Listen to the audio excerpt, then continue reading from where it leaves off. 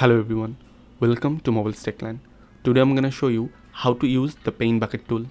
So I have my blank canvas, and if I head over to the paint bucket tool icon or simply press G on my keyboard, I can now paint anything. I can also choose different kinds of color however I like. On top we have two options, foreground and pattern. If you click pattern, now we can paint a pattern. We have three main pattern options: trees, grass and water. If we expand it, we can see Photoshop has a few options available, but you can add your own pattern, and we will learn about that in some other video. As you can see, the Photoshop patterns are not that bad. Let's try something.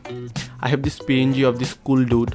Now I can use a pattern as a background. You can also create a new layer and keep adding other patterns to see or blend it together to make something unique.